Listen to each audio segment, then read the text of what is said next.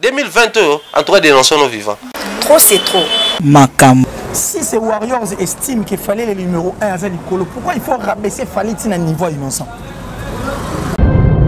Makam. Oui, je vais dire innocent est fort. Innocent est fort. Il est fort. Pourquoi? Makam. Qui vous montre à côté? La clip, on dirait qu'il va vraiment foutre. Ah, Mika Mabé. Makam. Innocent a chanté sa chanson. Il n'a indexé aucune personne. Bitumba tigre, tigre. Ndeke ko tate ndeke. Ensuite Chakou tient la cage. Est-ce que Aigle a Chakou? Fallait l'aigle, il n'est pas un Chakou. Chakou a imitateur. Est-ce qu'il fallait imitateur? Chakou a le biloba le bazar sonu sonu. Est-ce qu'il fallait le bar sonu sonu? Non. Makam. Wario kuna na page ba ndongo. Balobi innonce bien manqué fallait pour pas rester encore de fois parce que atie abi mamobati grec à côté kasi ndeke ko tata mamobati donc abazo bandeke babi fallait yaza aigle ya azara likolo atie batigre le quoi bango héritier ba faire ba baza batase batigre on makambo na clip on atie cage si on sonne tu bango babi o aigle azandeke mais tu as quoi aux jaloux Makam. Le tigre n'est pas l'aigle. L'aigle n'est pas le tigre. Le soleil brille, la lune brille. Mais nous sommes allés briller à Nathan, mais briller à peine monter. Si vous estimez que Fally est le numéro 1, Fally est l'aigle à l'école, somme tabine qui point il faut mon rendre des grenades à aigle. Makam. Vous mêlez Fally dans des bêtises. Vous mêlez Fally dans des bêtises. Parce que tout le monde dit innocent et fort. Comment une seule personne au nom d'innocent qui est un petit en âge n'est pas qui n'est rien, n'est pas ça va te mêler. Makam. Et les musiques congolaises. Ah, c'est ça. Et puis tu comprends les musiques congolaises et ça. Et quand on a des questions, on a moto, on a popolé là. Et comme on a musique, que les méchants quittent un peu la musique congolaise. Makam. Foula mana foula yo, na bisa yoko. Internet lelo ça makasi. Potanya fa benga ki le na plateau ki le rapesi makambu tanya pas pesi makambu. Makam. On est ready à Messi, bailo conto. Il y a beaucoup qui acoustique à ready à Messi, bailo conto. Na yi goût, des gens là sont ready, on t'en ready. Sou ya mutu télé. Makam. C'est mon putain Nathalie acoustique génial. J'ai dit aussi merci à Ferrigola parce que Ferrigola depuis à Chat Challenge. Si les autres challenges continuent. Makam. On a appris qu'elle est victime d'après Coro Dilasso, elle est victime à changer à ça là-bas numéro à ça là-bas artiste et va jouer. On a dit allô, toi on a 3000 mots quoi, 3000 wana, tu es tombé au concert. J'étais très surpris, très déçu, surpris et puis déçu alors. Déçu la néma au Saranate, qu'on aura propos némo là. Je suis cette émission dans la télé on a la vie suspension. Là mon ben à samté. Makam. Soit, bien c'était pas intéressant. Et puis à Franck, c'est moi, j'ai parlé de le conseil est arrivé. Et puis à eux qui m'a remboursé ici. C'est un patron de la chaîne à télévision. J'ai parié qu'il va arriver encore les choses du bon côté, enfin que m'a remboursé. 2022, en tout cas, dénonçons nos vivants. Trop, c'est trop. Makam. Baimboka nyonso batalaka biso partout bozalaka bolingaka biso na baetando ike na bino tozalaka wana liboso na bino po tokopesaka bino toujours de bonnes nouvelles toujours makambo etali awa na Congo Mobimba TV toyaka kaka na makambo etali mpo yango nde makambo etali sa makambo etali tokovivre te sa makambo etali tokoloba te toyaka kaka na actualité nsima ya actualité nde biso badize oyo tokimaka mingimingi na nsima ya actualité biso badize tokimaka mwa mingimingi na nsima ya actualité makambo etali. Merci na baimboka nyonso baolanda biso, merci na bato balingaka biso basoutenaka biso de loin de près. Merci à mon pasteur Miracle Mbaya, mon père spirituel. Merci papa na ba conseil na ba encouragement. Papa bina konda tena za ka boye abiso na konda donc et ça la ramtu donc merci mon papa, merci vraiment à ta femme maman Élisée Mbaya na lingi bino mingi et toute ta famille. Montagne l'église na pour les 16 tozaka boye les 16 koyinda tozaka maputa na loquette to bina nzambe kala faut bina to kene ko louer to bina ça la bien le tenir ma belle de mon côté je suis avec mon invité qui est notre sur la mambe Italie fuyez les débats fuyez les débats ah il n'ont si bien que ça bisonini fuyez les débats fuyez les débats donc dites-moi tigre chakunde ke kokota te bino bakangi bino na cage innocent on nous loba banani te bana zana killer alobara bien na makambo etali killer alobara bien. Merci papa Robert Chibangu motema mon espérance collée toute la famille Chibangu. Merci na bino bolinga biso. Merci à la famille La Casse mon solo La Casse. Merci à toi. Merci à Eric La Casse. Merci à bino nyosa obota la biso. Merci à Chanson Ipan, merci à Baïmboka, au Balandara Bisso, rappel à l'Ingara, Bino Mingi, Bozara Ipan, Bozara Rangai. Qui est bonjour 10, Neymar, Tania Mabel, ils allaient dire, Nabiso la fille à la voix rock, ça me fait du bien en tout cas. Je vais très bien, merci. Merci d'avoir pensé à moi, merci de m'avoir à Congo Moulima Télévision. Donc, on va s'abonner, abonnez-vous massivement. Et je pense que passage à Lelo, merci à Francine Manaman alors. D'être tout ce que Mana touche devient de l'or. Pour bon pour la papa chérie, tout ce que papa chérie touche devient de l'or, c'est le même pour Mana. Voilà l'or, donc merci à toi Manalov. Merci à mon vieux Janice Tanchuma, Plutôt Bangamuturi, Boss, Eric Nkake, maman Julien Diebo Bissembi, depuis les États-Unis. Merci à vieux Van Moiri, Odilo mon père en Autriche, mon ami personnel depuis l'Italie, Emmanuel Fabrice Kalonji, je te salue. Et qui va tout en tout cas, Balinga Killer qui est ici. Dans ce qu'on a à disposition, on a osé là. On peut ça magam, on peut ça magam. À disposition, on peut ça magam, on peut ça magam. Car on est dans le baki, on sala et salima, mais qu'il est. Tout ça c'est ma actualité. Avant tout, banana on va fouiller les débats, foyer na débat, nyoso. Tout le monde est dans la vie sur Shengenge, Ibuba. Oh lelo, tout le monde est basé lelo dans studio, dans le roi de la forêt, le rasson. Tu dis, tout le monde déjà image. Il y a Ibuba, tout le monde est BCBG. Quand tout le monde le roi de la forêt, maison mère, il s'en a une coalition, et l'autre, on en tout cas, bravo, coup de chapeau. Déjà, Ibuba a une liste de bateaux Balingaraté à Boum. Parce que Ibuba, au sein de cet orchestre BCBG, nous a prouvé combien il était aussi fort. Après Zénith, après Olympia, après Bercy, après LSC, après Élysée Montmartre, après toutes ces salles, après Stade de Martyrs, Ibuba nous a prouvé combien BCBG permettait à ce que les musiciens émerger. Après ça, nous sommes à la titre identité d'amour, nous sommes tout au binango. Après ça, nous sommes moi.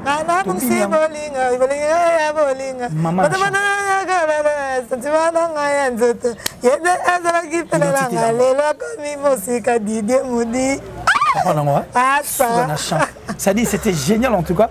Et puis comment est-ce qu'on a passé tant de monde avec tapé si soit un moment moi turbulence, moi perturbation.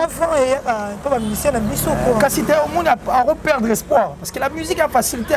Moi la musique on est en continue quitter. Il faut avoir des nerfs solides. Quand on n'a pas de nerfs solides, c'est très compliqué. Donc peut-être que ça y peut moins perturbation et ça il y a plein de listes bien. Aïe Marabé, ils ont des très belles chansons. Donc déjà entendre que Ibuba a un studio dans le roi de la forêt, je suis vraiment très content et nous sommes pressés. Il y a à vivre. C'est que ça va donner BCBG et Maison Mère, la couleur. Donc Ibuba et Ranson, j'ai parié que ça va être un truc de ouf. Et on signale qu'il va s'appeler Batambo Kamon. Donc exemple, le réveil d'Ibuba, c'est un grand plaisir pour nous. Et je suis convaincu que Ibuba Kendata allait repérer sa sous-makam. Après ça, on a besoin d'un si, mais oui. Parce que quand on a BCBG, qu'on a un mouvement, on dirait on dirait on a besoin vraiment de Chaï Ibuba, Chaï Ibuba. C'est la bise de meilleur. On a une identité d'amour, Bamboa, Bablou, moi, pourquoi bien. Donc, Azan Nengen a mort. D'où vient la lutte? C'est des Foucault qui valaient les albums et des chansons. Merci, bravo. On a besoin de toi. Le roi de la forêt. La première fois, non? La première fois. Première fois, tu viens de sonner. Quitte à ce qu'on a un assez. Pour moi, je suis dans ma chambre, sa couleur, on est bien. Donc merci beaucoup. Maintenant, je vais vous dire tout qui m'a rendu en actualité. Qui est l'acoustique qui va coloniser l'acoustique, on a dit bravo. Faire rigoler à coup de chapeau. Au PC Sousou, Balangan Zembo, Mamona qui va vendre. Aux amis, c'est bon, les sous ma couleur, Wana. Et ça, c'est vraiment bien. Les lots, automoni. bato ebele bayembi tomoni baanimateur mpe babwaki na koyemba le roi ba-13 ans nzinga ya ba-13 ans abwaki tellement bien na acoustique nasalaki ya Jackie Moulopo même ayembi bien mais lelo tolali tolamoki tomoni Redi Amisi Bailo Kanto yo moko oyoki acoustique ya Redi Amisi Bailo Kanto nayoki goût déjà nga so nayoki Redi ntango ozenga koma Redi soki ya motu etelemi na fonctionne bon parce que Redi il faut signaler que il est parmi les grands artistes à Mboka Nabiso et c'est aussi un artiste qui a goûté au professionnalisme. Il était aux côtés de Papa Wemba et puis en dehors d'être aux côtés de Papa Wemba, il a goûté le professionnalisme. Il a tourné Papa Wemba ça na Peter Gabriel. Stino Moubi Azala, Redi Amisi Azala.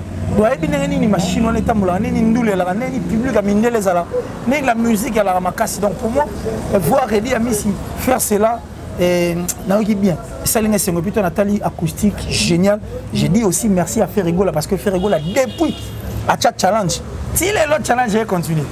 Et si peut faire la mission elle a dit elle on se fait bien. Bah force en angoté. Quand un truc est bien, on ne force pas avec. Bah force à sur le réseau bien. Donc merci encore une fois là à Ferrigola. Le padre aujourd'hui Nathan. Donc ma maman qui est ça nous va quoi. Ça nous va. Donc Redi Amisi bravo et toi aussi la paix Redi en duo. Comme la biso, on dit comme la biso, mais écoute, je pas toi Redi Amisi Bailo Kanto, tellement d'artistes là ngai koyoka ebongo, donc c'est un moment qui m'a on a raison sur père. On se perd la biso, on a comme le mot va sala wana, c'est du Redi Amisi avec sa voix de très bon. Non. Ne va voir dans la charrette automobile. Est-ce qu'on a JBC, on a invité et aussi la des chansons à vie. Et on a son vie de l'un à car dans l'internet, on ça joue sous ça l'accident. Parce que ce qu'on dit, tout le monde a là. Tu n'as plus autour ça l'accident. Mais c'est pas le compte, non, c'est là, c'est ta star. Donc, et ça l'a bien. Comment on a bon challenge, Joana, on fait la tiki. Ayaki na biso abeteli biso kami baletala lelo yo baretombe epesi makambo mutu nyonso aye nango tomoni ya Jackie ayembi kitoko eluka makambo ayembi banzembo kitoko donc c'est comme ça. Toi tu es trop amoureuse hein. Ah là là tu es partie. Voilà la télé s'il te plaît là-bas. Non, ça les biso bien. Comment on a fait rigola et là quoi bimisi ki ba o ba ki na tekmbe nango bazoyeka bigogo ba pe ba nango tranquillement ba sele on pe kitoko et pesi makambo beaucoup de chapeau na bana nyonso ba gauloise jet set mobimba faire gola vraiment à sala lo mo telemika wana ota ba tu nyonso to likolo ata la zo pesa et ça et les musique congolaise c'est ça et puis tu comprends les musiques congolaises ezali et kufa na ngote question ka ba cha moto ka ba popoli pela et kumba biso musika que les méchants quittent un peu la musique congolaise. Bah toi bien bas à la boue, mais ça m'a madame Nano pour nous les gros coups fatés. Soit coups c'est culture et coups, bah cop la mise au pédale. Merci culture et coups fatés pour ça les coups bon biso to suka pitoli à kaka c'est tout là. Pas quelque personne tout donc ça a biso bien. Moi avant de bonne résonance sur le caméra, sur le micro. Salut-moi bien moi sur le culture et coups donc coups fait. On va les questions t'en as que on a que ba na bazo na te ba ketch na école Massamba. Merci la vie de Bola na biso en featuring Redi Amisi héritier Watanabe to beta qui est solo la fois passée mais le surtout que zongela ngo poto mo déjà clip déjà héritier Chelibiso mon photo mon c'est déjà biso clip ya Redi Amisi Bailo conteneur héritier Watanabe Mionge mi démon donc quand le banon ni moi commentaire ça dit le commentaire que je vais faire c'est que bah tout fois ba featuring mingi bo mona ba featuring ba foutre la ngombo. Comment ça si on a foutu la ngombo ba muta yo luka faut foutre là. OK featuring ngombo featuring belo mona sur les featuring payant avec beaucoup d'argent monsieur tout mona au luki artiste c'était bon ba sengeze belé caché les makasi au gâteau tiki ba featuring monsieur mona ba sala les ala boyemi la mutu a ozela tamba tu me ba noter comme neni ba revenir ba ko ta pour ya pourcentage ba featuring monsieur mona mutu qui ma sala ngona yo mais featuring bo moni il y a héritier Watanabe ainsi que Redi Amisi sous qu'on a featuring parce que c'est un featuring qui va payer cash où héritier Watanabe va apprendre où Redi Amisi a aussi sa sous-expérience dans la carrière héritier Watanabe et si Redi Amisi aura aussi attiré beaucoup de choses aussi au sein auprès de héritier Watanabe donc ils ont échange culturel échange pénal il y a culture dans biso il y a deux orchestres différents et puis échange il y a Bamael c'est-à-dire où héritier va apprendre chez Redi Amis. Je dirais même que Nathalie image moi j'ai vu héritier en train de chanter Redi avant d'aller au Kayabi. OK, mais voilà, j'ai comme l'impression c'est là les colonnes en trop. Mais nous on a ces mots, on a vu que c'est on est salina bien. Yema mon ayem bien on a c'est j'ai retrouvé que héritier va travailler la deuxième fois. Étonnant. Elle est qui toko. Mais quand il faut rappeler au moins ils qui connaissent bien. Revenez dans le bas. Et puis quand héritier hier on comprend donc il a fallu qu'il y ait Redi Amis pour apprendre. Mais si vous avez fait mon père, il voit non, le Kate. Mais ce qu'on a le gars Marambouya échange de batterie balai automatiquement héritier après. Et puis héritier s'est révélé en lui-même en se disant que c'est que deuxième fois on a fait les Arabiens négligents on a reçu là. C'est quelque chose de génial comme je l'ai toujours dit dans l'émission on ne peut pas peindre du blanc sur du blanc. On ne peut que peindre du noir sur du blanc. Noir blanc, c'est beau. Quand pour moi, ça fait beau. Mais sur la terre, non, ils bien, mais bon, ça n'attire pas quoi. Maintenant, on va voir la couleur, ça dit héritier sur Redi Amis. Et puis ça m'a comme.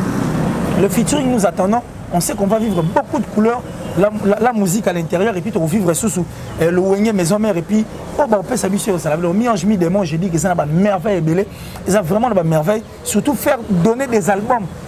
Ils ont la projection peut-être il y a 100 ans après, c'est une bonne chose. Que donner un album, tu as succès, tu as fait le titre après, donc bravo à l'artiste, bravo aussi à Redi Amis d'avoir accepté cette invitation. Merci beaucoup les artistes. Continuons comme ça. On a besoin de ça. Internet de ça m'a cassé. Pour Tania Fabenga qui est na plateau qui le rappelle si ma camouflage n'a pas pessi ma camouflage. Il y a ça la force de la musique nigériane. La musique nigériane est vivante dans ma camouflage plus autrement. Et vivant la musique na bango moro. C'est leur musique. Et vivant si on est pas un succès ben il est moins faible. À pessi ma camouflage. On a pas à passer ma camouflage. Ils se sont soutenus entre eux aujourd'hui, c'est une force. Si on sont les ala, ils sont en foule.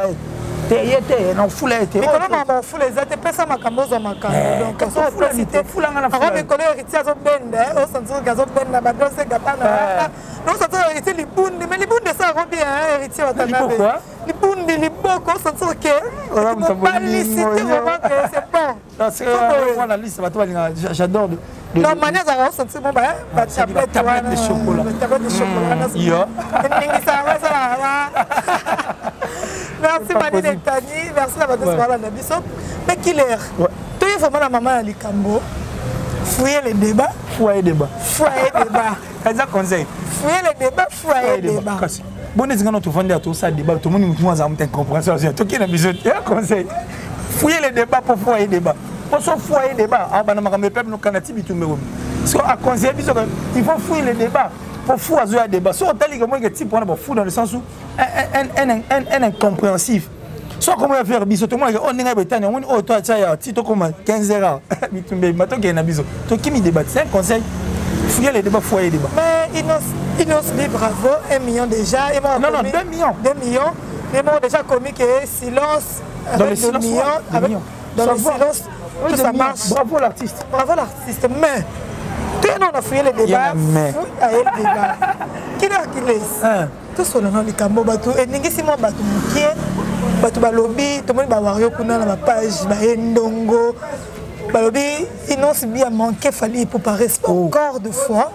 Parce que, à Thier, à Marmobatigre, ndeki akota kasi ndeki akota te mambati donc abazo bandeki babi fali yaza aigle yaza likolo atie batigre lokwa bango héritier ba faire ba baza batase batigre on makambo na clip on atie cage si on sonne tu bango babi o aigle aza ndeki mais tu crois que ça jaloux tu as coupé ndeki n'est-ce pas pigeon ndeki hirondelle ndeki ba mwana ndeki ba cigale ba ndeki okasi bo siko. Pourquoi il faut changer la version de l'artiste? L'artiste dit autre chose, vous disiez autre chose. Si ces Warriors estiment qu'il fallait le numéro 1 à Zalikolo, pourquoi il faut rabaisser Falitine à un niveau innocent? Le tigre n'est pas l'aigle. L'aigle n'est pas le tigre. Le soleil brille, la lune brille. Mais nous sommes allés briller en attendant, mais briller à peine n'est morté. Si vous estimez que Fali est le numéro 1, Fali est l'aigle à Likolo, somme tabindeki, point il faut mon rendre des aigles. Ils ont dit Fali à l'Ubarati, Kakipaka Koro. Mais quand vous vous intéressez dans des trucs pareils, vous mêlez Fali dans des bêtises. Vous mêlez Fali dans des bêtises. Au secours, tout le monde dit innocent et fort. Comment une seule personne au nom d'innocent qui est un petit en âge Nebogoloba, qui n'est rien, Nebogoloba, Roni Sabato Belem, qui essaie un peu de revoir, non, on marche, on Warriors, marche, fanatique, marche, quand on revoir, on a nous. Est-ce que c'était ça, au fait, leur vraie mission? Il faut s'attaquer seulement. Nous, on a vu ça avec JB, puis on n'a pas chéri. À l'époque où, vrai, JB, puis on a succès, mais quand vous insultez JB, le vrai de papa chéri, on a pour en finir, bon genre. Mais pourquoi il faut seulement emprunter une zélane au biseau, tout le monde a ma belle, tout le monde sur le bill, comme et comment on dit, comment on dit, non, ce n'est pas comme ça que ça se passe. Ils doivent revoir leur façon. La ligne de conduite, n'habite soit une cahier de charge. Innocent a chanté sa chanson. Il n'a indexé aucune personne. Bitumba tigre. Ndeke ko tate ndeke. Ensuite Chakwa tient la cage. Est-ce que Aigle a Chakou? Fallait l'aigle, il n'est pas un Chakou. Chakou a imitateur. Est-ce qu'il fallait imitateur? Chakou a le loba le baza sonu. Est-ce qu'il fallait le bar sonu? Non. Qu'ils arrêtent avec ça. L'artiste a dit autre chose. Vous disiez autre chose. Et ça n'a sens tête. Et puis, je vais dire, innocent est fort. Il est fort. Pourquoi? C'est vraiment un artiste au vrai sens du mot. À une ingéniosité, il s'est attiré tous les projecteurs vers lui. Voilà quand Hollandi, le projecteur tout est vers lui. C'est gagnant. C'est lui qui bénéficie, c'est lui qui gagne. Que vous l'insultez ou pas, sa mission est accomplie. Vous aviez regardé Innocent, aujourd'hui il est à 2 millions de vues. Dans le silence, il a travaillé. Mais quand il y a un Nzembo, on dirait qu'il va jeter. Il y a innocent qui trop qui va amitié. Après qu'il va jeter. Mingi na kati ya Nzembo wana. Yo na makasi na ngai na zui na sali fo ama mobali na sima na bo lo baramalamu na ngate mais na cesse oyebi le fort na ngai. Bablo para nyonso on dirait a touché moi musika te. Non, c'est un conseil. Par rapport à l'artiste na so baza ba mikolo poko yoka on est à jeter zo boka jeter ya makasi ko loba o azo loba wana na kati ya Nzembo na Hollandi. C'est un conseil. Il a bon, yo pe ça yo. C'est un conseil. Hypocrite.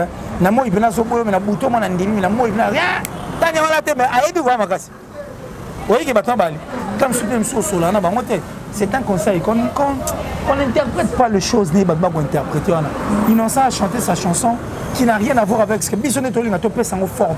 Tout comme il s'en place mon pourquoi il faut le pourquoi il faut chercher la poux dans Liban? Innocent a chanté sa chanson à l'image, il a imaginer. Le quoi tu imagines comme ils sont en or ce n'est pas le cas. Joli clip, très belle chanson, chorégraphie. Ça dit le tout, donc ça dit le tout, la conception. Il y a clip qui vous montre à côté. Pas avec la clip, on dirait qu'il vous montre. Il y a tout vraiment à foutre. Ah, Mika Mabé. C'est la. Bon, moi, quelle chanson parlait moi, Mika? Qui bon, on a fait la balance dans la clip, moi, je jouais aussi. C'est une partie. Ça comme trop têtu, banda qui nominé na Bitiawa, malgré qui a monté, banda on a commis têtu. Pour ça innocent comme oui. Tania, il faut tout le la vérité en face. Oui, parce qu'on a fier. Pourquoi nous avons fier?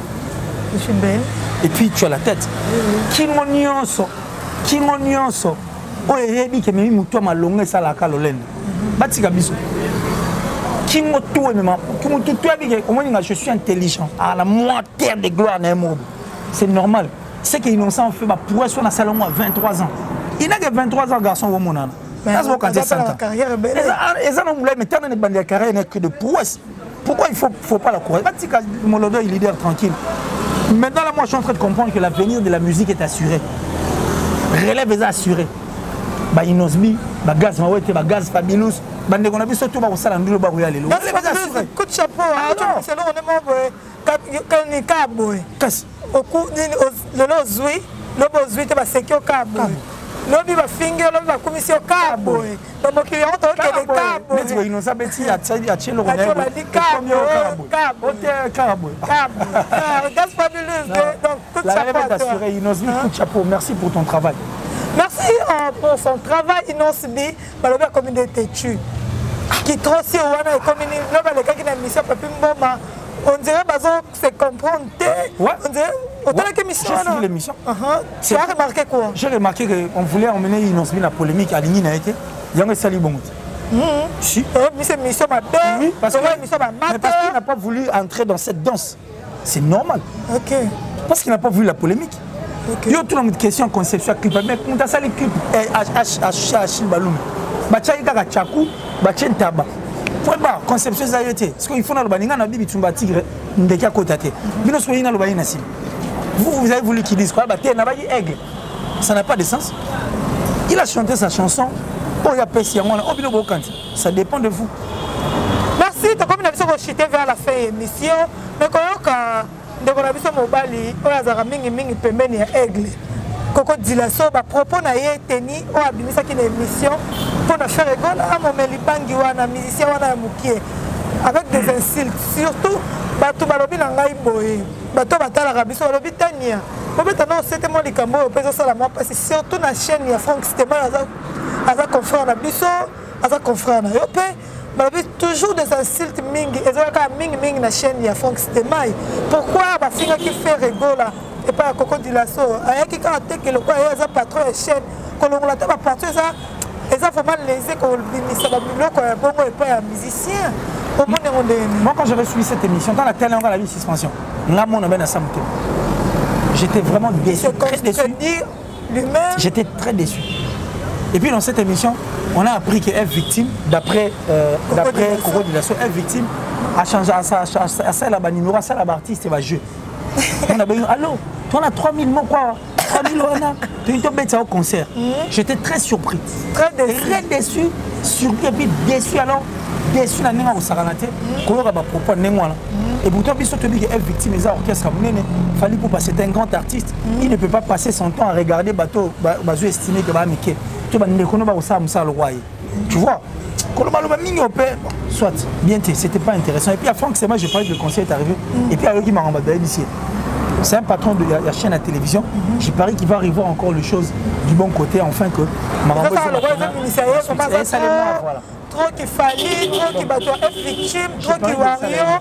Donc, azoti kaba insultaka ne leader mususu bablo ko ananyo so on dirait faut que c'était pas il a écouté le conseil est passé, il a écouté, il va revoir ça et puis et on le cas bien. Franck d'ailleurs c'est une personne qui écoute hein, et puis elle nous rappelle qualité, elle nous rappelle excellence donc espérons. Espérons, merci. Tu as comme une option que chiter vers la fin. Fouiller les débats, fouiller les débats. Les débats pour qui? On sommes dans le bon débat pour qui? Oh, mais so, même nous avons mis en place au télé. Non, ça va bien. On a zoango. Puis il y a réalisé. Moutal va me rendre Franco dit. Dit comme méga coup du thé. C'est lui qui écrit les textes. Nous va rythme ni tout ça. Par exemple, cassier. Comme méga tiens. Kofi uta lingage trop. Kofi lingage fort. Franco dit. Kofi lingage mingi. Donc, la conception des accords matumboli. Est-ce que ça matumboli? Franco dit. Balume. On a la provocation ma casse na biloko na yo.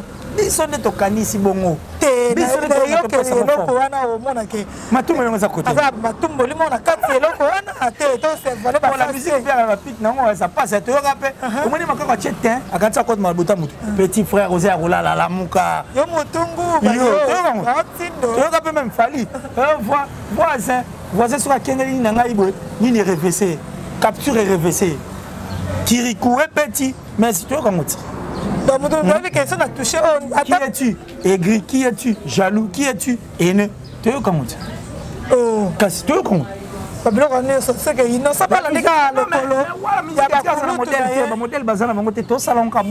Mais il faut retenir que la musique va clash. Quand ce sont des clashs, ils ont ça clash.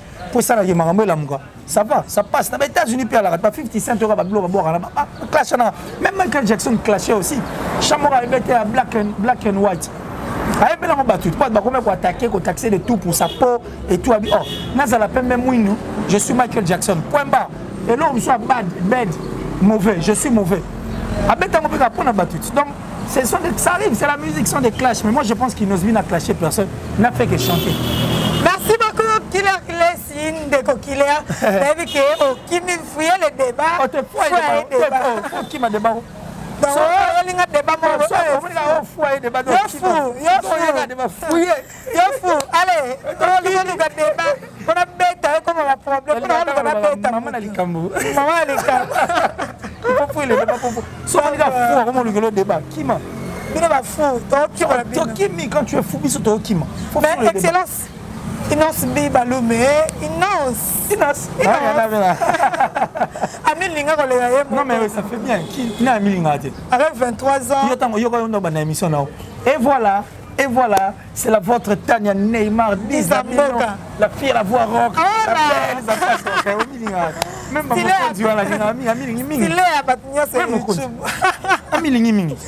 la soirée, Nicolas. Mais ça peut sonner. Merci de remercier la soukane avec les bâtiments batali biso. Innocent osé là yo. Ça bandit déjà. Nous bandit pas il y a pas la biso. On a besoin de toi. On a besoin de toi. Fouiller les débats. On a besoin de toi. Fouiller les débats. Ça me rend tellement maman ya bimelo. Tout bon a fouiller débat. Merci. Innocent on a besoin de toi. Ba yo botika bino mwana. Ça m'a ramené botika on bien. On dit tant il fallait nalinga soule kauka nalinga jeune on a vraiment nalinga solo tant il fallait soule kauka tant il fallait ba chuli changi fallait ba chibambalo fallait ba Patrick Ngoubi fallait ba Edi Badiata fallait ba Boka Kese fallait ba Lenzamba fallait ba problème depuis qu'il fallait ba tout monde ba même à peine ba bandika 5 ans fallait ba mutu ba trouble na au sein de ça. Écoutez, fallait endurer pour être place au hasard. Quartier latin, tiens comme avec la place à outil, tiens quartier latin, le tiens comme il fallait. 14 ans de succès à souffrir pour pas en pourquoi ils sont la journée, moi c'est vous qui entourez Fali. D'ailleurs, écoutez, c'est une vérité sur 100%, qu'est-ce que moi ça à 80%, mais ça à 20%. Mais tous ces gens qui l'entourent là, vous faites quoi? Sur les adjalés lotés. Vous avez parce que vous voulez avoir des femmes tout autour de Fali et tout, mais non. Arrêtez de mêler Fali de la boue. Tu vas mettre la poteau, il fallait soulever Kaouka, il fallait pas problème. Il fallait moi acheter bilo on a tabolobi kaki para kokolo. Si comme bilo vraiment kipelé fallait makam pourquoi? Bon tu des ordres na victime na ninga osaralate parce que victime ils ont tué ba playboy. Tu es pas victime ba finga. Tu as bien CBG quoi donc bon genre. Mais aujourd'hui maintenant c'est comme être victime, il y a tout va régler ma compte de la télévision. Non, Fali n'a pas besoin de vos injures pour la Fali. Fali n'a pas besoin de vous pour Azali. Il est fallu aujourd'hui. Abonnez-toi. Nabi, il a souffert pour être là où il est. Mais pourquoi même si on a journée monotée, ça n'est de trop. Fallait pas saouler Kaouka, fallait pas bobo kakese, fallait pas dire badiata. Fallait pas faire voilà, faire la merveille. Il y a gagné. Il y a banane sous. Comment on boire dans la poche fallait il y a pas vu nabi so taper mon jenga. Fallait avoir problème mais fallait les lots bon bref. Merci. Tout ce qu'on a on a vu que tu continues en mercredi jeudi. Et ça la bien. Quand on me regarde sur la Marambo Italie, la Coromba TV officielle, la Disney Bino Boninga. Moi quelques personnes ont battu c'est en tout cas merci Nabangotou, merci à la plus suspecte de toutes les Italiennes, Francine, Manalov depuis l'Italie. Tout ce que tu touches se transforme en or. Donc, Yona Papa Chéri, vous salamons. Voilà l'or. Merci encore à mon vieux Gianni Setantuma pour tout le de Suisse-Irlande. Le gourou du temple, le boss Eric Nkake depuis les États-Unis. Maman Julien Diebo Bissembi, merci à vous. Véva Moiri, Vieux Odilon Mampou, exemple à suivre. Merci. Mon ami personnel, pour clôturer en tout cas, mon ami personnel, Fabrice Emmanuel Kalonji, depuis l'Italie, mais actuellement en la France, donc garçon français. Merci, on se retrouve à la prochaine. 2020, en tout cas, dénonçons nos vivants. Trop, c'est trop. Makam.